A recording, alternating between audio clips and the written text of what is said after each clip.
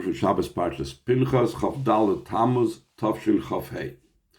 Pנחas ben Elazar ben Aharon HaKohen, Pנחas, the son of Elazar, the son of Aharon, etc.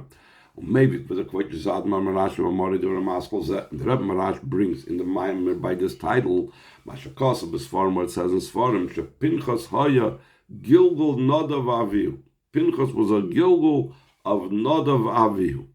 In other words, Nadav Avihu messed up whatever they messed up, and Pinchas' job was to be misakin it. So the neshamas of Nadav Avihu entered Pinchas.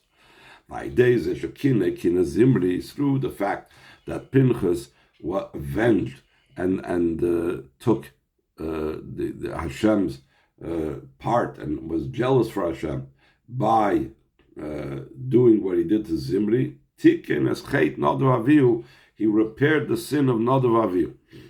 So the Rebbe Marash asks, he asks a question about this. Since the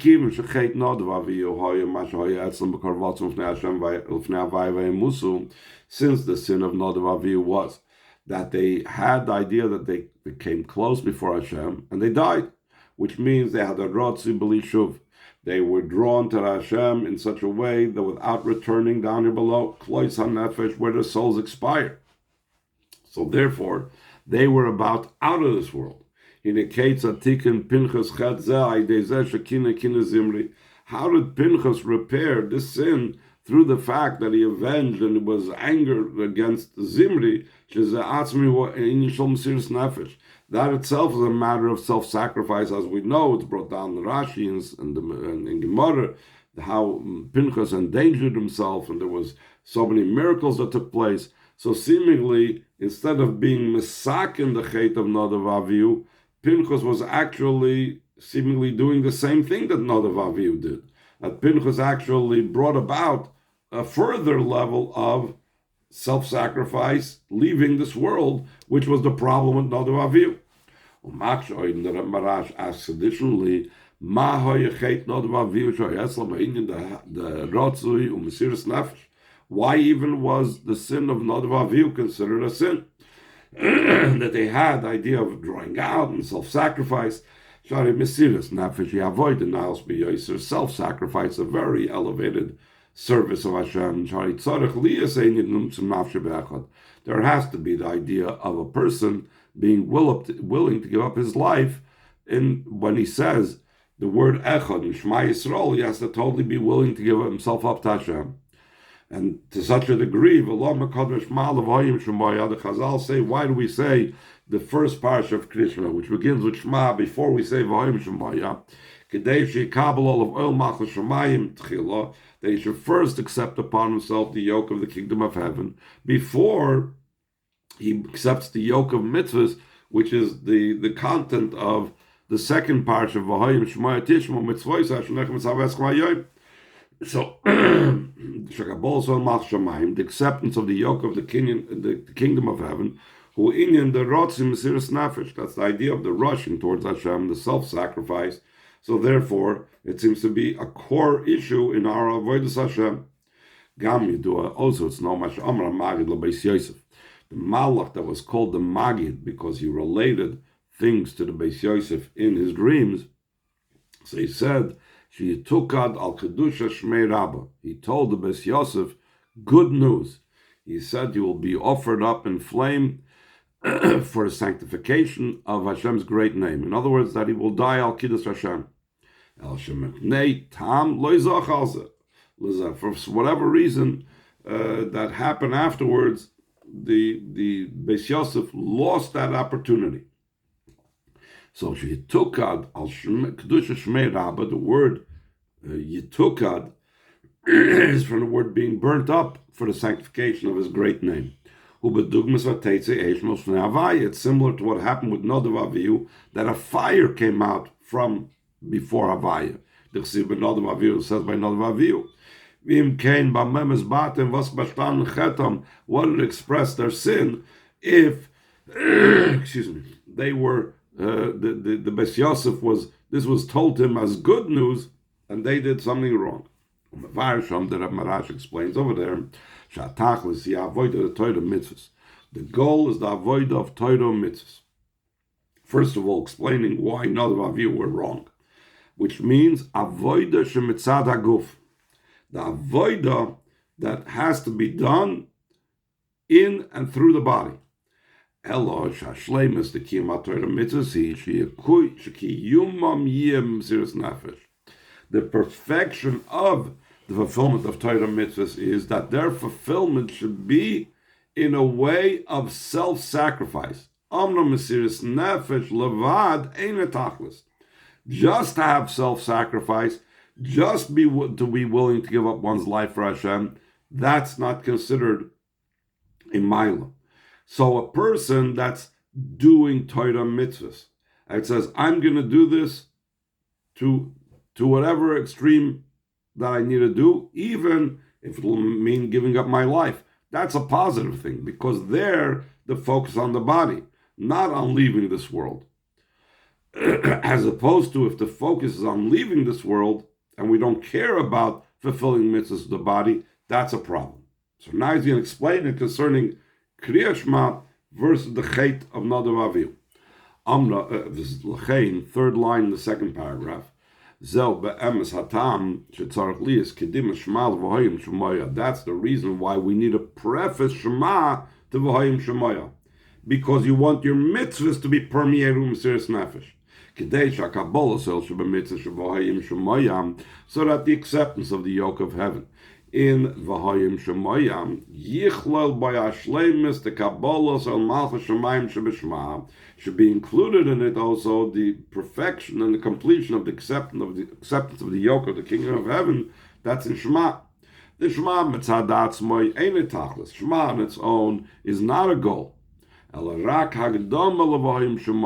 only that Shema, the Mesiras Nefesh, which in itself is not a goal, is only an introduction to be able to reach V'hayim Shemaya. Usually, Chassidus, we look at Shema as the ultimate, and V'hayim Shemaya also. Here it's the other way around. Shema is the introduction, it's the preface. The goal is mitzvahs, but mitzvahs has to be done in Mesiras Nefesh. And here we're going to understand what was the sin of Nadav Avihu and how it was different than Pנחas. This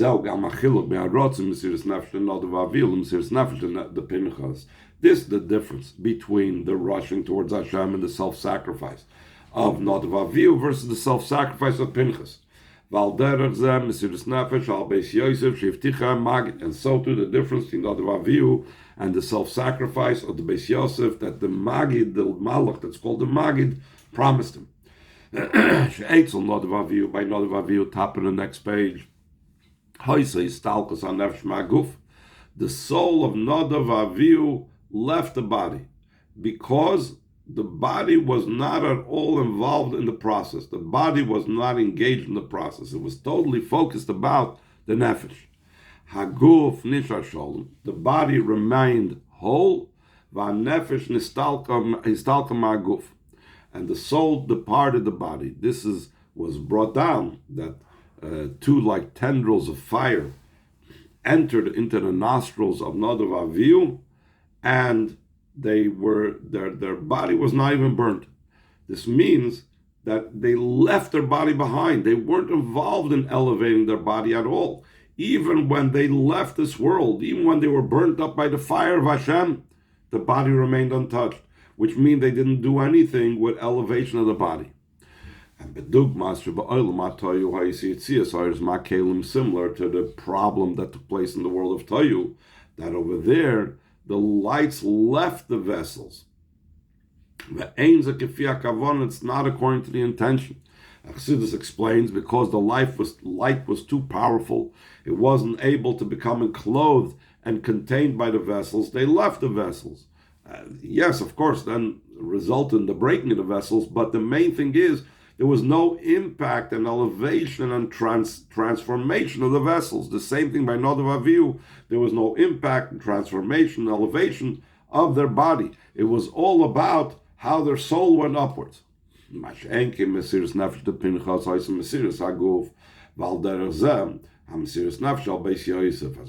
to the Mesiras Nefesh of Pנחas, and the Mesiras Nefesh of the Beis Yosef was about their giving up of their body. They weren't just going to lose their neshama. In other words, They were physically entering into a state of danger.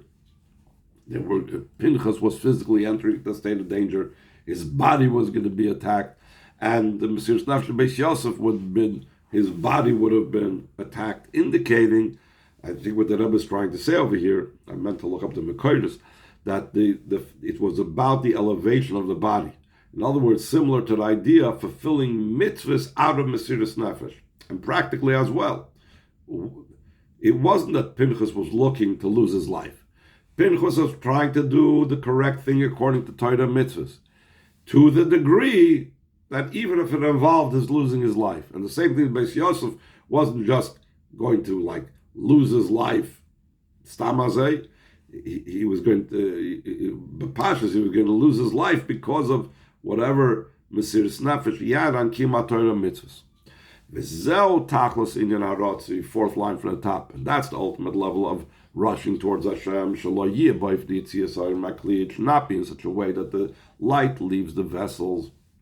Al adra, but just the opposite. Harotzi yavel deshuv, that the rushing upwards should bring to return to impacting the world, impacting the body. Ki harotzi ein mitzad ha'teva shelo. It's not because the person is doing rotzi because I love Hashem. My nature is to connect to Hashem. Ela b'bitl is rotzi, in a state of bitl. Kedei lifel durch zufir nakavane. He has the rotzi because he has the bitl to Hashem. He wants to fulfill the intention. She'az rotzi mevel deshuv. Then the rushing towards Hashem brings towards returning down here. V'zeu madi yisrael Rabbi Akiva. Shenichnas b'shalom v'yatz b'shalom. That's what's brought down concerning Rabbi Akiva, that he entered into the great spiritual realms of Pardos and he exited in peace. And the question is, why does it say Nichnas b'shalom v'yatz b'shalom? By the other ones, they were also seemingly Nichnas b'shalom, just they didn't go out in peace.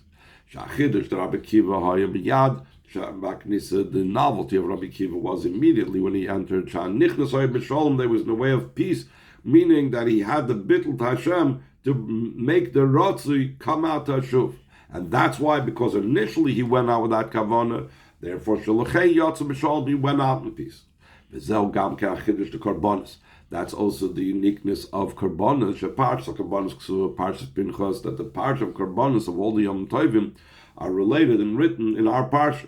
Sheba Karbonis, Rotzi V'Shuv, and Karbonis was also the rushing upwards and the return. Though every mitzvah has the rotzi and shuv component, in karbonis both lines of rotzi and shuv is found in a more revealed state. That's what it says concerning karbonis, a pleasing scent. The scent is about going from below to above. We are creating something that Hashem Kaviyachal sense, whatever that means. Smells. Shuv. Nichoyach is from the word nachas. Noch, resting, descending. Shuv. The Chazal said nachas roch that the karbonos are called a reach nichoyach because this pleasing spirit before me that I said my will was done. Ubepratis, and more specifically, b'amshach the karbonos shnei in yonim. In the drawing down of the Karbonis, there is two aspects. Shamarti, because I said, when Hashem tells us something, that empowers us. It's the drawing down of the inspiration from above that precedes the inspiration down here below. And then the pleasantness to Hashem, that the will becomes performed. But the nachas, we said, is the descent. Is a that's the inspiration from above that follows the inspiration from below. Look at the Torah parsha, saying look at the Torah of our parsha, skip the brackets to the fourth line in the paragraph. He analyzes what at the beginning of the parsha Karbonis it says twice the word Vamarta. Vamarta lem is Karban Yilachni Goimer, Vamarta lem Zayisha. Those are the two times it says Vamarta. Mavarni explains there are three components: Machshava, Dibra, Maisa, thought, speech, and deed. Lachei ksiv base palm Vamarta. That's why it says twice Vamarta. Vamarta Rishon Benegel Machshava Dibra. The first time that it says Vamarta, it's concerning thought and speech. And the second says concerning action. This is as much of the mimer that we received.